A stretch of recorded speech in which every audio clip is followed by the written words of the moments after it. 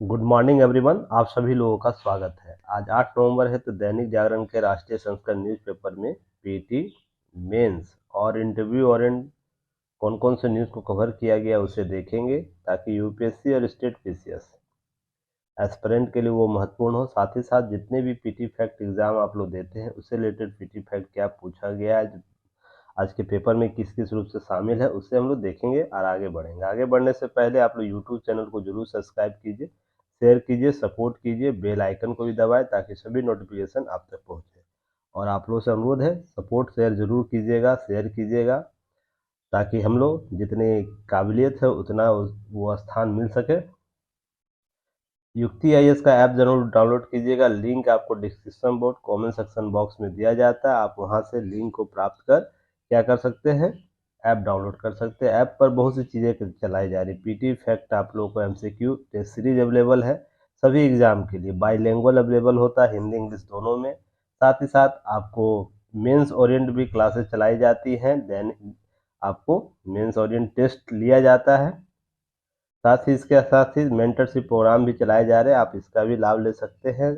और इम्पॉर्टेंट कि Dainik Jagran newspaper analysis के भी टेस्ट आपको प्रत्येक संडे को अब कराए जाते हैं। 11:30 से अब टाइम चेंज हुआ है 12:30 के बीच में, तो आप इसका भी लाभ ले सकते हैं। तो बहुत सी चीज़ें कराई जा रही है, आप उसको उस सभी चीज़ों में शामिल रहिए। और एक नोटिस और भी, अगर आप लोग ऐप डाउनलोड किए हुए हैं और युक्ति आईएएस पर कोई भी प्रोग्राम फॉलो कर रहा है, तो हमारे किसी भी फैकल्टी से बात करने के लिए आपको आपको किसी प्रकार का हेजिटेशन नहीं होना चाहिए। कल एक बच्ची मुझे फ़ोन करी जो मुझे फॉलो कर रही है जनवरी से, पेपर पेपर का वीडियो फॉलो कर रही थी जनवरी 2023 से, और ऐप डाउनलोड किया है अक्टूबर में। तो दैनिक जागरण के कुछ चीज़ें समझनी ज़रूरी होगी ना।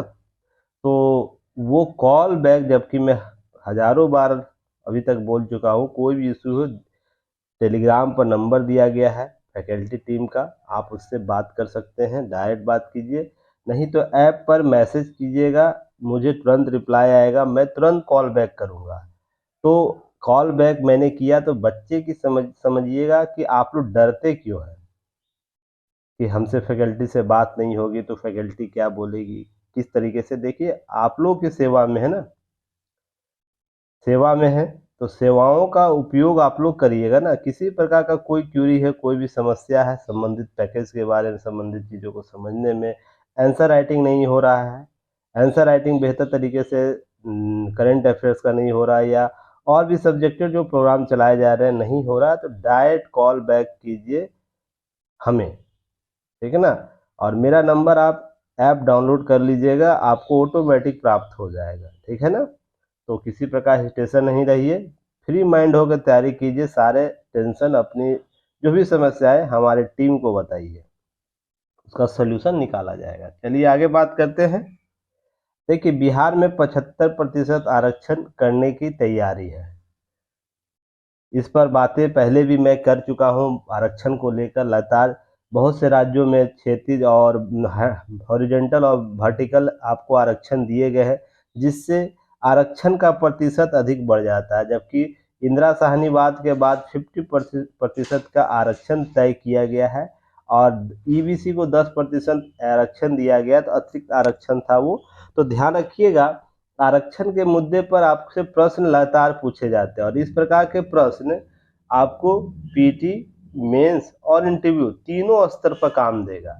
जहां पर बिहार के गणना जो कराई गई थी, जातिगत सर्वे जो कराया गया था, पूरा बीपीएससी इंटरव्यू का यह क्वेश्चन रहा था। आपको बीपीएससी के आपको इंटरव्यू जितने अभ्यर्थी दिए सभी से प्रश्न, लगभग लोगों से प्रश्न, इससे संबंधित प्रश्न पूछा गया था। तो इन सब चीज़ों को समझने का प्रयास कीजिएगा कि टॉपिक कहाँ से टैली होते हैं, या यूपीएससी के जीएस पेपर 2 आरक्षण और संबंधित मुद्दे से आपको यहाँ से प्रश्न पूछा जा सकता है। देखिए मामला क्या है, इसे समझिएगा। जातिगत सर्वे जब बिहार में आया तो विभिन्न जातियों का स्पष्टीकरण देखा गया कि स्थितियां क्या उनकी हैं, जनसंख्या उनका क्या है, क्षेत्रवार जनसंख्या क्या है, यह सब चीज़ें देखी गई। हालांकि एक रिपोर्ट, उसकी दो रिपोर्ट होनी थी, एक जाति और एक आर्थिक रूप से। तो आर्थिक तो अभी नहीं आया है, पर जातिगत जाति जो सर्वे आया है उसमें दो चीजें स्पष्ट हुई है। उसके बाद बिहार में आरक्षण के मुद्दे पर लोगों की जो जितनी संख्या उतना आरक्षण का जो बात है, कॉन्सेप्ट है, जिस पर मैं पहले भी एनालिसिस किया हो, उसी संदर्भ में आरक्षण की बात की जा रही है, जिसकी संख्या 75% का प्रस्ताव का होगा।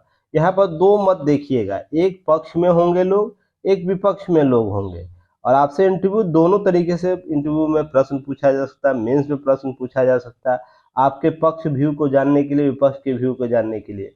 दो प्रश्न आपसे यहाँ से किए जा सकते हैं। आरक्षण क्या वर्तमान रूप से इंदिरा साहनीवाद के बाद जो उपजे जो सवाल है उसका निस्तारण कर सकता है, अर्थात जो 50% आरक्षण का जो मानक तय किया गया था, क्या वो संवैधानिक रूप से भी सही था या नहीं था, इस चीज को समझिएगा।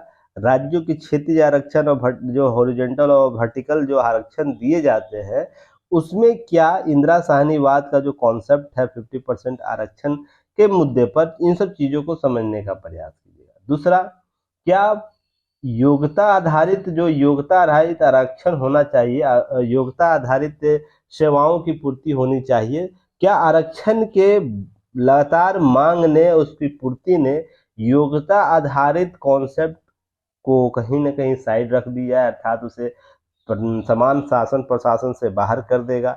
इस प्रकार से प्रश्न आपको दो प्रश्न पूछे जा सकते हैं, एक तो उसकी संवैधानिक स्थिति से, दूसरा योग्यता आधारित व्यवस्थाओं से। तो इन दोनों के लिए आपको प्रश्न के लिए तैयार रहना है, ठीक है ना। इन सब चीजों को समझिएगा। और अंडरलाइन पेपर किया गया, आज पेपर का कटिंग आज से मैं आप लोगों को अवेलेबल करा, बहुत से स्टूडेंट इसे डिमांड कर रहे थे, बीच में बंद कर दिया गया था, क्योंकि आप लोग क्या करते हो, आप लोग ओवर स्मार्ट बनते हो। देखिए, ये सब बातों को समझने का प्रयास कीजिएगा। आप लोग वीडियो नहीं देखते हो, वीडियो में बहुत सी चीजें बताई जाती है, और आप पेपर कटिंग से आंसर देना चाहते हो, ऐसे सिलेक्शन नहीं होगा। मैं बार बार बोलता हूँ, मैं आपका बुराई नहीं चाहता, आपका हित चाहता हूँ ना। आप वीडियो को देखिए, वीडियो के बाद आप क्या करना है, की नोट्स को देखिए जो ऐप पर अवेलेबल कराया जाता है, ऐप पर अवेलेबल कराया जाए, की नोट्स को देखिए, उससे रिलेटेड न्यूज को देखिए, और उसके बाद आप आंसर राइटिंग प्रोग्राम में आइए। आपका निश्चित सिलेक्शन होगा। इस प्रक्रिया से जो भी 3 स्टेप प्रक्रिया को अपना के आएगा, तो विश्वास मानिए एग्जाम हॉल में और इंटरव्यू बोर्ड में आपको उन औसत स्टूडेंट्स से कहीं अधिक सफलता के जो प्रतिशत है बढ़ जाएगा। आप इस चीज़ को तय करके मान के चलिए, इस चीज़ को समझिएगा। तो पेपर कटिंग दिया जाता है, आपकी सुविधा के लिए पुनः चालू किया जाएगा, पर आप वीडियो जरूर देखिएगा। वीडियो में बहुत सी बातें बताई जाती है जो पेपर कटिंग या की नोट्स में नहीं होता है, इस चीज़ को समझिए आप लोग, ठीक है ना। शॉर्टकट मत अपनाइए। अब देखिए, इस मुद्दे पर 2023 में आरक्षण को लेकर बैठक होगी, हो सकता है इसे 9 नवंबर के आरक्षण का दायरा बढ़ाने के लिए विधेयक पेश कर सकती है। अब ध्यान रखिएगा, भाजपा जो सरकार है बिहार में, भाजपा जो विपक्षी पार्टी है, वो भी समर्थन करने की घोषणा की है। इन सब चीज़ों को समझिएगा। स्वर्ण जो गरीबों की जो प्रतिशत है, 10% आरक्षण यथावत रहेगा। पिछड़े वर्ग की महिलाओं को मिलने वाला 3% आरक्षण, आरक्षण जो पिछड़ों के लिए जो पहले से जारी आरक्षण को समायोजित कर देगा, अर्थात जो पिछड़े वर्ग की महिला को आरक्षण 3% मिलता था, अब वो क्या करे, महिला को जो 33% का आरक्षण, 35% का आरक्षण जो दिया जाता है अलग अलग स्तरों पर, तो वहां पर आपको उसमें मर्ज कर दिया जाएगा। इस चीज को समझिएगा। दूसरी स्थिति क्या है, अभी पिछड़े और अति पिछड़े की जो 27% बदले अब 43% हो जाएगा, जोड़कर यह बातें होंगी। यह बातें विधेयक में हो सकता है, यह अभी पेपर के द्वारा, सूत्रों के द्वारा बताया जा रहा है। परिस्थिति जब तक विधेयक नहीं आ जाता, उस पर प्रपोजल नहीं आ जाता, सारी चीजें नहीं हो जाती, तब तक ये स्पष्ट नहीं। फिर भी एक अमूमन यह आंकड़ा समझिएगा। अब महिलाओं का आरक्षण 35% वाले कैटेगरी में चला जाएगा। पिछड़ों अति पिछड़ों का आरक्षण हो सकता है 27 से बढ़ाकर 43 कर दिया जाए। अनुसूचित जाति जो 16% पहले था, उसे 20% कर दिया जाएगा, और जनजाति जो अनुसूचित जाति पहले 1 था, उसे अब 2% कर दिया जाएगा। इस प्रकार से आरक्षण की स्थितियां बदलेगी। तो आरक्षण की स्थितियां बदलेगी तो भागीदारी की भी बात बदलेगी। तो भागीदारी के बात बदलेगी, तो यहाँ पर चीजों को समझिएगा। दो कैटेगरी से आपसे प्रश्न पूछा जा सकता है। एक योग्यता आधारित, क्योंकि जब भी आरक्षण की बात होती है, आरक्षण की बात होती, योग्यता की बात होगी। जब भी आरक्षण की बात होगी, संवैधानिक स्टेटस की बात होगी। इसके बाद वो इंदिरा साहनीवाद का क्या स्टेटस रह जाएगा, इससे संबंधित बहुत सी बातें न्यायपालिका को स्पष्ट करनी होगी।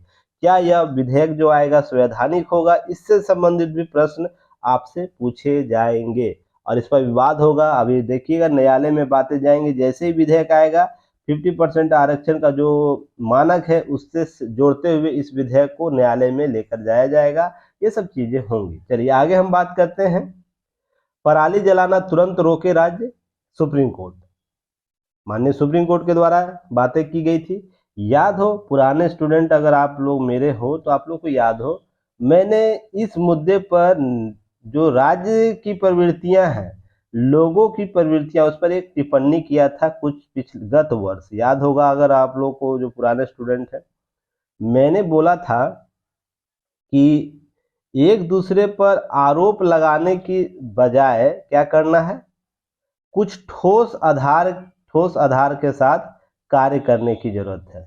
यही मैंने बोला था। पिछला वीडियो अगर आप लोग देखे होंगे, नहीं तो जाके देख लीजिएगा, वीडियो होगा पराली से संबंधित जो भी होगा। मैंने यही लाइन बोला था और न्यायपालिका, माननीय न्यायपालिका ने सेम यही लाइन यूज किया है कुछ चीजों को समझाने में। आगे चर्चा करूंगा। देखिए, अब है कि बातें क्या हुए एनसीआर, दिल्ली एनसीआर में वायु प्रदूषण, जिस पर आप लोगों को चर्चा परिचर्चा मैं कर चुका हूं लास्ट वीडियो में। अब ध्यान रखिएगा, तत्काल रोकने की बात की है। पराली जलाने का स्थानीय स्तर पर थाना अध्यक्ष को जिम्मेदार या उत्तरदायी बनाया गया है। पूरी निगरानी मुख्य सचिव करेंगे। ऐसी बातें सुप्रीम कोर्ट, माननीय सुप्रीम कोर्ट के द्वारा बातें की गई है। देखिए, लोगों के स्वास्थ्य की हत्या है, या जब ऐसी स्थिति होती है उन्हें खेद है, इसके लिए उनके पास दूसरे शब्द नहीं है। वायु प्रदूषण के लिए एक दूसरे के दोष मरने की प्रवृत्ति पर कोर्ट ने कहा, हर समय राजनीति की लड़ाई नहीं हो, दोषारोपण बंद होना चाहिए। देखिए, मैंने इसी संदर्भित बातों को कहा था कि एक दूसरे पर राज्य और एजेंसियां, व्यक्ति एक दूसरे पर दोषारोपण करना बंद करें और कोई एक ठोस आधार लाकर कार्य और गतिशीलता को बढ़ाए, जिससे हम इस समस्या का नैदानिक तरीके से समाधान ढूंढ सके। मैंने वही बातें की थी जो न्यायालय ने आज कल के फैसले में बातें कही, टिप्पणी में ये बातें कही हैं। तो ध्यान रखिएगा, उस चीजों को, जो कॉन्सेप्ट है ना, जो धारणा है, वो आज न कल आपकी सही होगी। और आज अगर धारणा सही हो रही है तो आप विश्वास मानिए, आपकी दशा और दिशा दोनों सही है। युक्ति या इसका चयन आप लोगों का गलत नहीं होगा। जो बातें कही जाती है वही न्यायालयीय प्रक्रिया में आ रही है, वही प्रशासनिक प्रक्रिया में आ रही है या विधायिकी प्रक्रिया में आ रही है, उसके संदर्भ तो निश्चित तौर पर आपके क्वेश्चन टैली होंगे यूपीएससी में और स्टेट पीसीएस में, उसके टॉपिक। और लगातार आप प्रीवियस ईयर क्वेश्चन को देखिए जाकर। आपको एग्जाम निकालना, आप जरूर जाके देखिए कि प्रीवियस ईयर क्वेश्चन में क्या दैनिक जागरण न्यूज़पेपर एनालिसिस के बताए गए टॉपिक के जो पैटर्न है, उस पैटर्न के अनुसार प्रश्न पूछे जा रहे या नहीं पूछे जा रहे। जो यूपीएससी का पैटर्न है, क्या दैनिक जागरण न्यूज़पेपर एनालिसिस के पूछे जा रहे प्रश्न का पैटर्न है, तो आप स्वयं आकलन कर लीजिएगा, नहीं यह सही दिशा और दशा आपका है।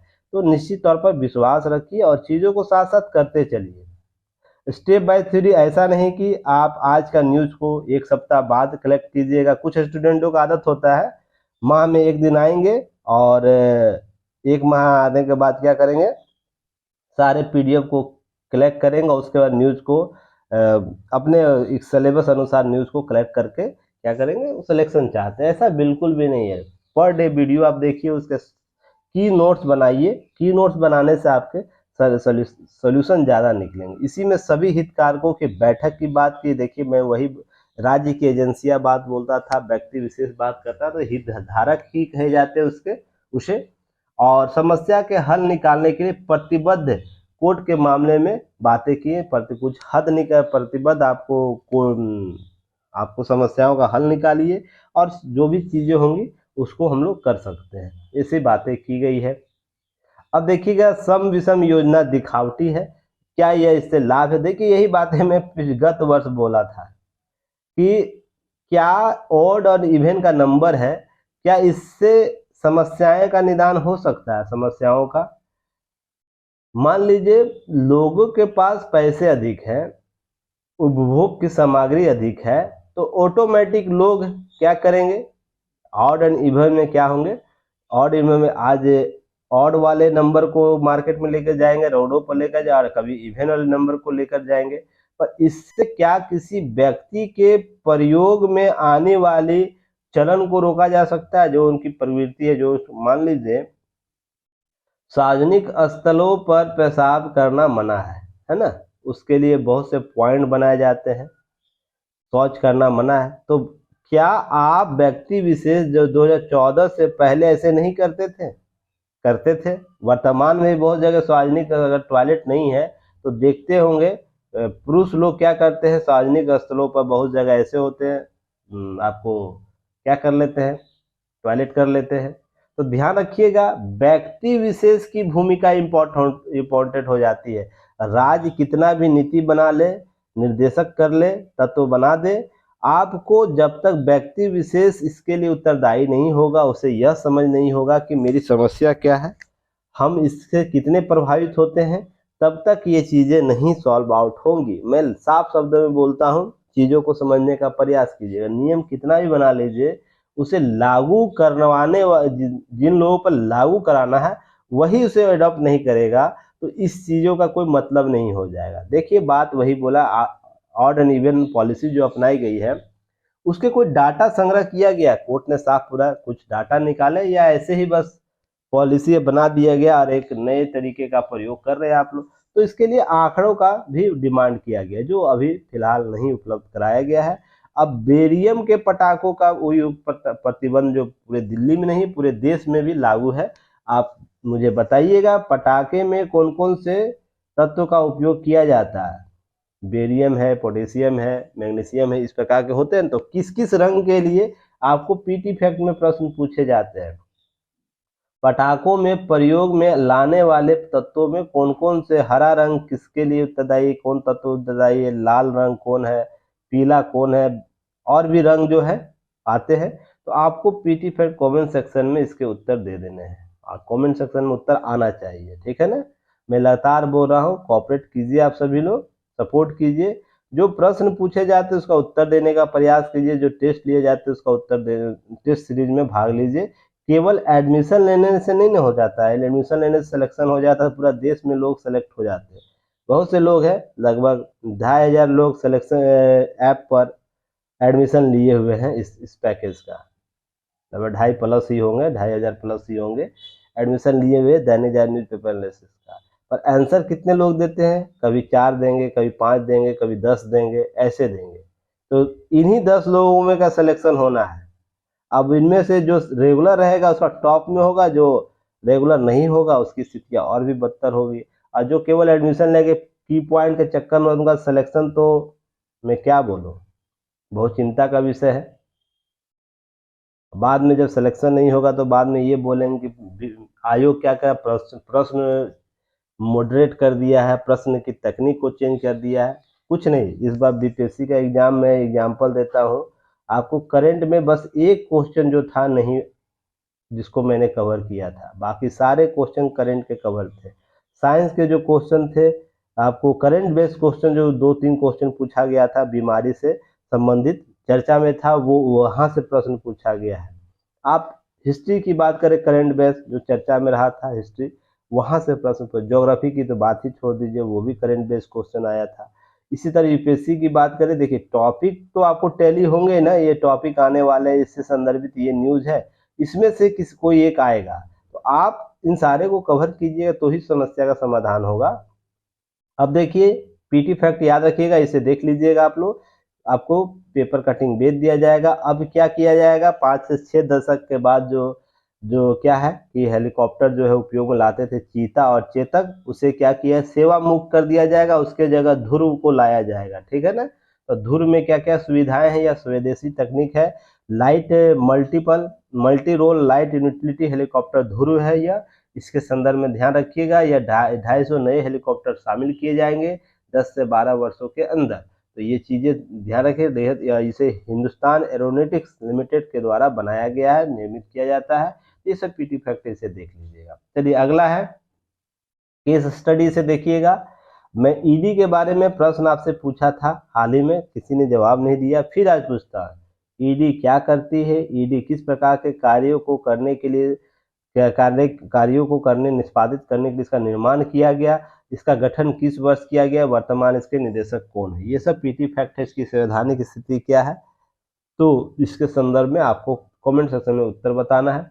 देखिए केस स्टडी ये इसलिए मैं बोल रहा हूँ कि भ्रष्टाचार के मामले में पूरे देश में ईडी के छापे पड़ रहे हैं, लगातार पड़ रहे हैं। इधर 1-2 साल में लोग इसे पपेट बोल रहे हैं, केंद्र सरकार का पपेट बोल रहे हैं, ठीक है ना, जैसे सीबीआई के लोग संदर्भ में बोलते हैं। पर भ्रष्टाचार उन्मूलन में कहीं ना कहीं एक उद्घाटन करने में, जैसे सामने लाने में ईडी महत्वपूर्ण भूमिका अदा करता है, लोगों के नज़र में भ्रष्टाचार को लाने में। तो इसी तरह देखिए पहले बंगाल में राशन घोटाला भ्रष्टाचार के बाद अब धान घोटाला नजर आया है। तो ईडी के लगातार इस प्रकार के प्रयोग ने क्या किया है, लोगों को सजग बनाया है, सजग बनाया है कि उनको अधिकार क्या मिले हुए हैं और भ्रष्टाचार के मामले में सहयोग की नीति क्या होनी चाहिए, इसको लेकर सजगता को लाया है। इस चीज़ को समझिएगा। ईडी इस साल आपके टॉपिक में होना चाहिए इम्पोर्टेंट, आपको भ्रष्टाचार इस संदर्भ में टॉपिक होना चाहिए इम्पोर्टेंट के सीरीज में। आपको यूपीएससी हो या स्टेट पीसीएस कोई भी भ्रष्टाचार के मामले में आपसे प्रश्न पूछा जाएगा, ईडी की समस्या से संबंधित प्रश्न पूछा जाएगा। ईडी की वर्तमान जो स्थिति है, विपक्षी पार्टियों द्वारा आरोप लगाए जाते हैं कि सत्ता पक्ष इससे बदला लेने के लिए कर रहा है। इस प्रकार से मॉडरेट करके आपसे प्रश्न पूछा जा सकता है, पर पूछा ही जाएगा। इसे अच्छे से आप लोग कवर कीजिएगा। पहले इसके की नोट्स आपको अवेलेबल कराए दिए गए हैं। अब वही सम विषम योजना दिखावटी है या नहीं, उसके बारे में परिचर्चा किया, जो पहले पेज के कवर में मैंने इसे देख लिया, इसे देख लीजिएगा आप लोग। अब देखिए जजों की नियुक्ति, केंद्र की चुनिंदा चयन परेशानी, कॉलेजियम व्यवस्था को लेकर कुछ चर्चाएं हुई हैं, उसको देखिएगा। मैंने फर्स्ट जज बेंच, सेकेंड जज बेंच, थर्ड जज बेंच, कॉलेजियम व्यवस्था क्या है, किस प्रकार से कार्य करती है, इसको शक्ति कौन कौन से प्राप्त है, कॉलेजियम की वर्तमान स्थिति क्या है, सभी पर चर्चा करके की पॉइंट आप लोगों को ऐप पर अवेलेबल करा दिया हूँ। पहले से ही अवेलेबल है, यह हर साल 2-3 दफ़ा आपको चर्चा में जब जजों की नियुक्ति होती है तब यह चर्चा में होता है। तो एक बार अच्छे से आप लोगों को की पॉइंट अवेलेबल करा दिया हूँ, आप उसे जाकर देख लीजिएगा, कवर कर लीजिएगा। बाकी चीज़ें नहीं है, आपको यह यूपीएससी के जीएस पेपर 2 जजों की नियुक्ति कॉलेजियम व्यवस्था से होगा। इस पर इतनी चर्चा हुई है, जब कानून मंत्री, पूर्व कानून मंत्री जो थे रिजिजू जी, उस संबंध में कॉलेजियम में बहुत चर्चा हुई है। अर्थात लास्ट ईयर जो था, लास्ट ईयर में जनवरी फरवरी मार्च के आसपास का जो ये मंथ था, उसमें बहुत बार चर्चा हुई है। तो आप उस संदर्भ को जाके देखिएगा, वही सब चीज़ें यहाँ बातें की गई है, ठीक है ना। सरकार के पक्ष विपक्ष जो मैंने चीज़ें थी, अब इस सब चीज़ों को ध्यान रखिए। पीटी फैक्ट के तौर पर देखिएगा कि G20 का ऑनलाइन शिखर सम्मेलन आपको, शिखर ने बैठक सम्मेलन आपको आयोजित किया जाएगा 22 नवंबर को। इसमें प्रधानमंत्री की अध्यक्षता रहेगी। तो इसके संदर्भ बहुत से मुद्दे हैं, रूस यूक्रेन के युद्ध की चर्चा हो सकती है, इजराइल हमास युद्ध के संघर्ष को लेकर चर्चा होगी, ग्लोबल साउथ विकासशील देशों का जो संगठन है, समक्ष चुनौतियां क्या है, इसको लेकर चर्चा हो सकती है। तो यह केंद्र अभी हम लोग भारत समूह के अपने विकास एजेंडे को ध्यान केंद्रित करते हुए ग्लोबल साउथ और विकासशील देशों के साथ जो चुनौतियां तवज्जो देने का शामिल किया है। इस प्रकार से बहुत से चीज़ों को क्या करें, डिजिटल भारत, डिजिटल सार्वजनिक बुनियादी ढांचे, जलवायु, वित्त, स्वच्छ ऊर्जा जैसे मुद्दों पर, इस सहित विकास एजेंडों पर ध्यान रहेगा और इस पर परिचर्चा होगी। मुद्दे को ध्यान रखिएगा। पर यहाँ याद रखिएगा, जब बैठक होगी 22 नवंबर को, हम उस दिन इस पर विशेष चर्चा करेंगे, क्योंकि यह लास्ट शायद बैठक हो, ठीक है ना। उसके बाद एक फाइनल बैठक दिसंबर में होगी और अध्यक्षीय जो G20 का अध्यक्षीय जो सीट है वो चला जाएगा, किसको चला जाएगा, ब्राज़ील को चला जाएगा। ब्राज़ील इस बार इसका कर रहा है ना, कौन देश कर रहा है, कमेंट सेक्शन में बताइएगा।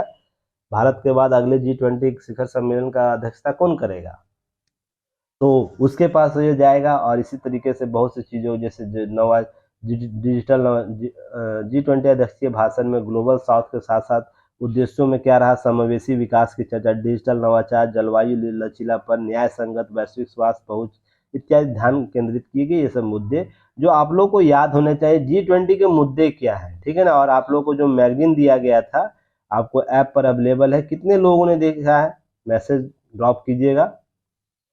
उसे देखकर कुछ समझ में आ रहा है, बातें समझ में आ रही है। जो मैगजीन का इंटरनेशनल वर्जन आप लोगों को अपलोड किया गया है वो दैनिक जागरण में भी अपलोड है, मेंटरशिप प्रोग्राम में भी अपलोड है और DCA में भी अपलोड है। तो आप सभी जगह जाके देख सकते हैं उसे, जितने लोग पैकेज लिए हैं।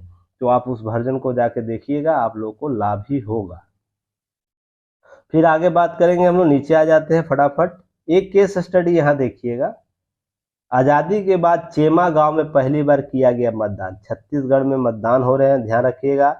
तो नक्सल प्रभावित क्षेत्र था चेमा गांव, जहां पर आज़ादी के बाद पहली बार लोग मतदान देंगे। सोच के देखिएगा यथास्थिति को, प्रशासनिक व्यवस्था को, यहाँ से राजनीतिक स्थितियां को समझने का प्रयास कीजिएगा।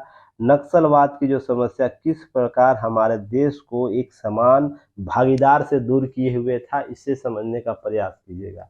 इस केस स्टडी को अच्छे से देखिएगा, एग्जाम्पल कहीं देना होगा इसे जरूर दीजिएगा कि लोकतांत्रिक व्यवस्थाओं में सबसे इम्पोर्टेंट पार्ट क्या होता है, लोगों से जुड़ा होना।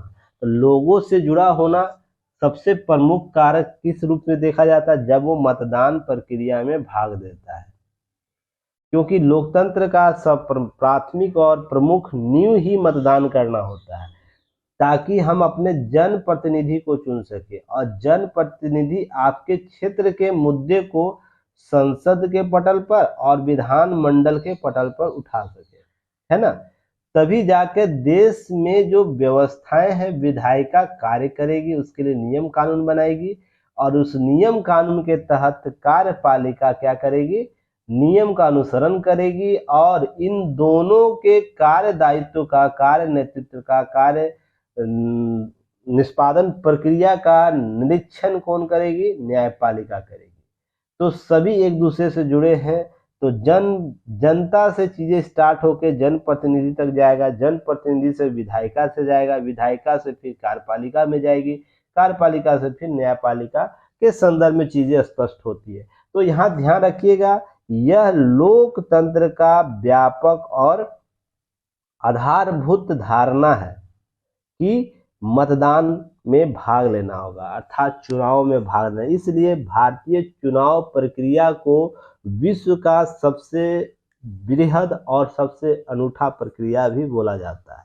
रीजन उसके पीछे है कि हम जब लोकतंत्र के लिए जब बातें करते हैं तो लोकतांत्रिक प्रक्रियाओं को अपनाने के लिए जो सरकार कार्य करती है, आप देखते होंगे 2 व्यक्तियों के लिए आपको बहुत सी जगह बूथ बनाए जाते हैं ताकि वो लोकतंत्र के लिए उपयोगी अपने मत का प्रयोग कर सके।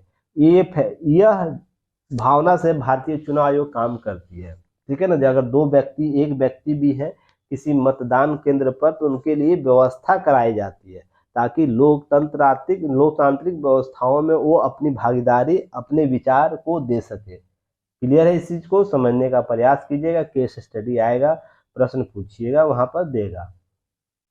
अब चलिए नीचे आ जाते हैं। नीचे देखिए पीटी फैक्ट एक और है कि भारतीय रक्षा अनुसंधान ने क्या किया, हवा में दिशा बदलने वाला सक्षम जो प्रलय मिसाइल का सफल परीक्षण किया है। सक्षम नाम दिया गया, इसे ध्यान रखिएगा।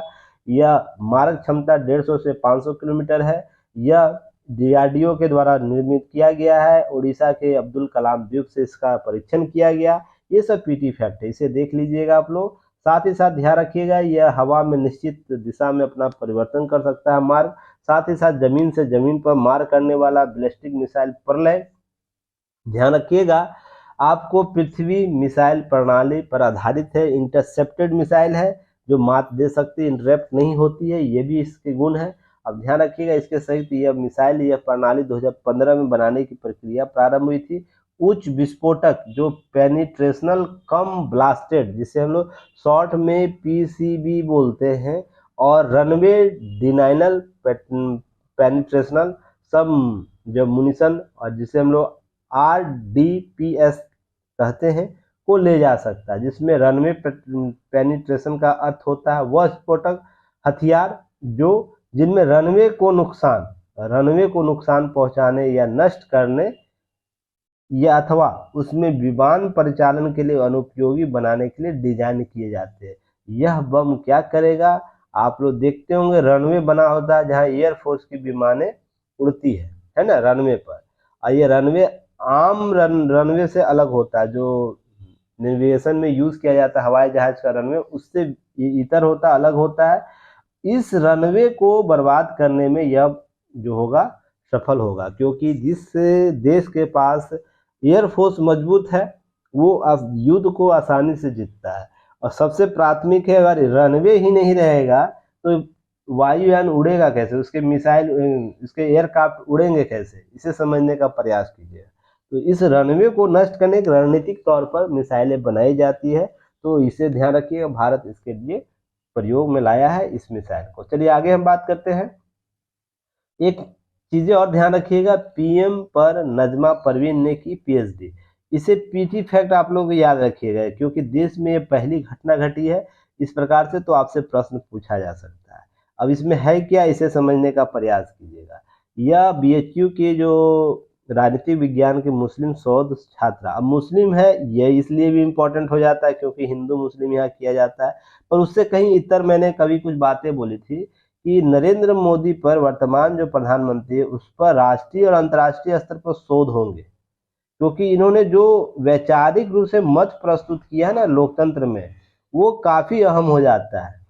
2000 भारत में 2014 से पहले यह धारणा थी कि राजनीति में वो लोग ही शामिल होते हैं जिनका बैकग्राउंड बेस मजबूत हो, है ना, या हम कहे भावी परिवार से होते होंगे, या राजनीति से जुड़े, विरासत में जो परिवार मिलता है उससे जुड़े होंगे।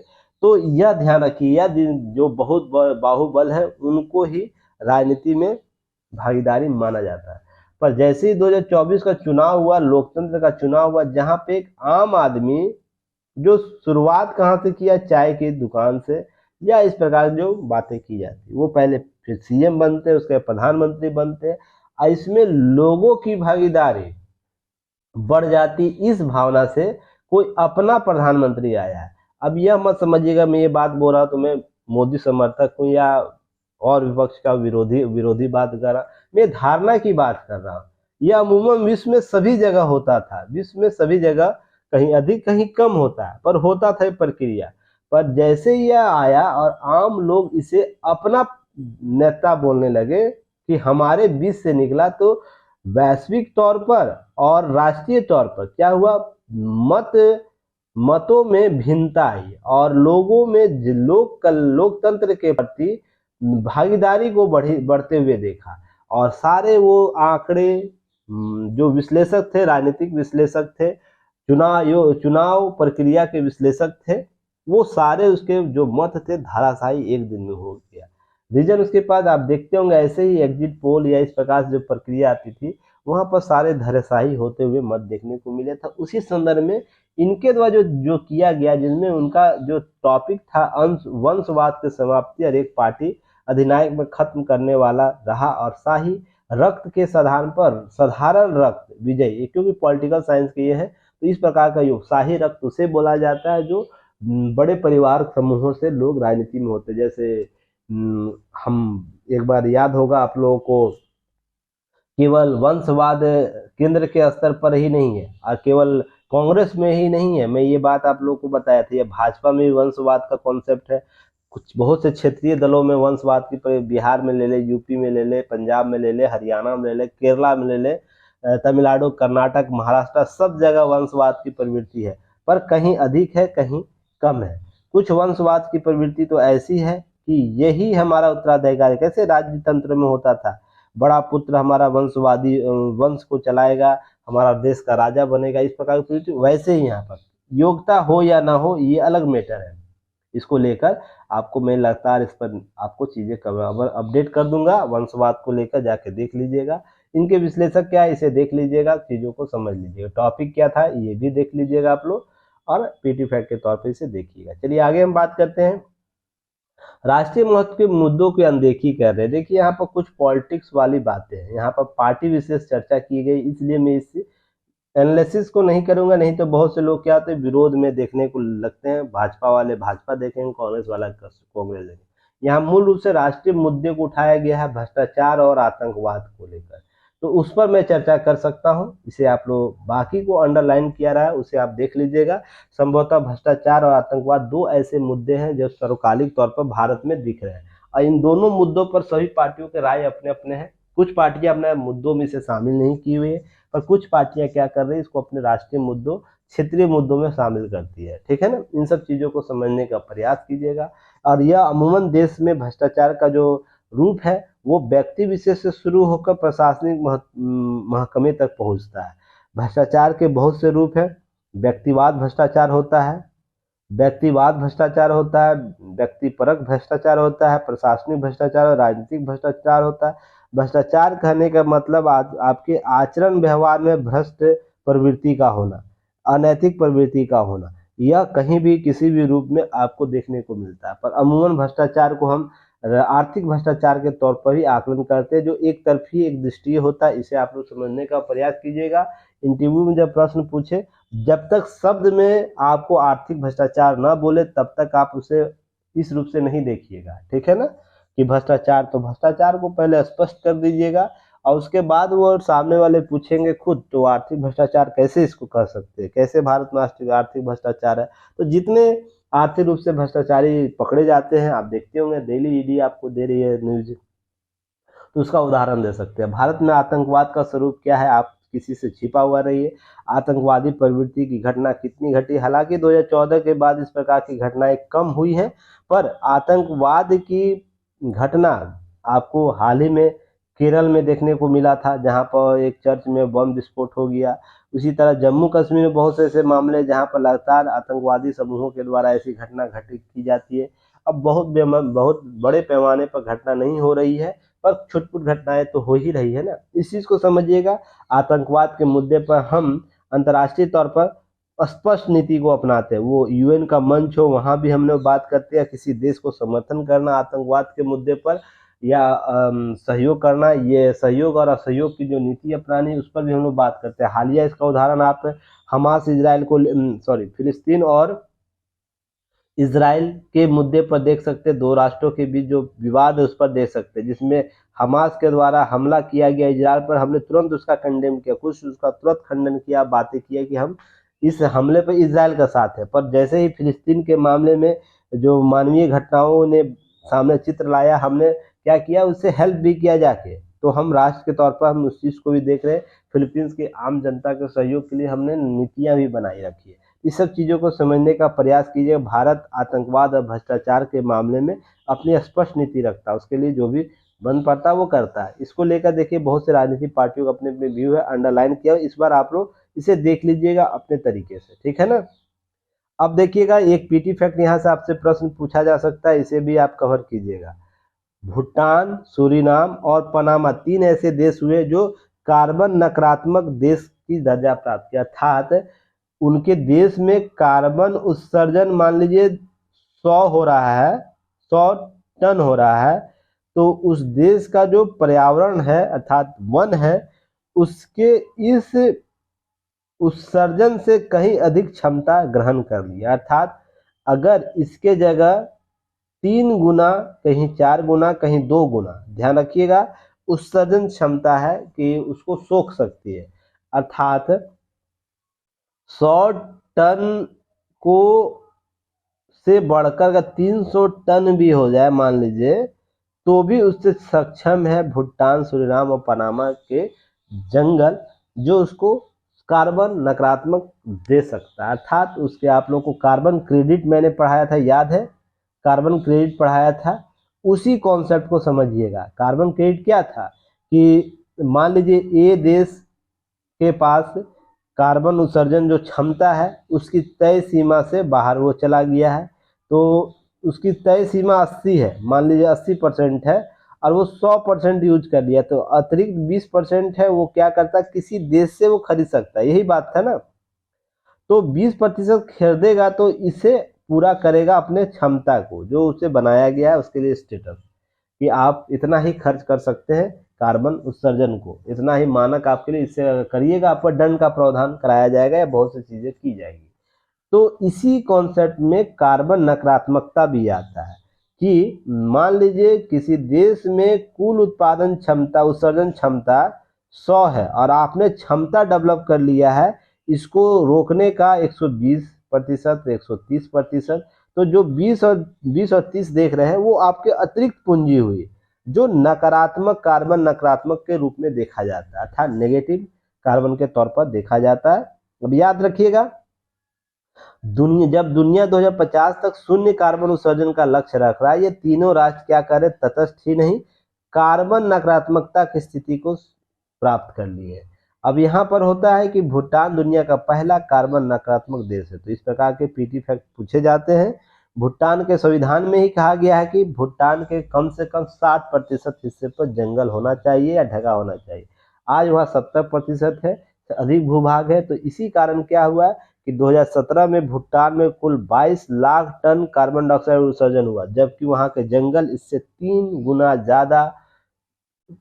गुना अधिक मात्रा में कार्बन सोखने की क्षमता को रखते हैं। यही कार्बन नकारात्मकता है। वह 1% ही उत्सर्जन कर रहा है, पर इसके जंगल 3% तक कार्बन को सोखने की क्षमता रखते हैं। यह जो अतिरिक्त 2% हुआ, यही कार्बन नकारात्मकता है। और यह जो बचेगा ये कार्बन क्रेडिट के तौर पर भी यूज कर सकता है, इसे ध्यान रखिएगा। इलेक्ट्रॉनिक वाहनों की सब्सिडी देने, जीवाश्म ईंधन दबाव कम करने में मदद मिली है।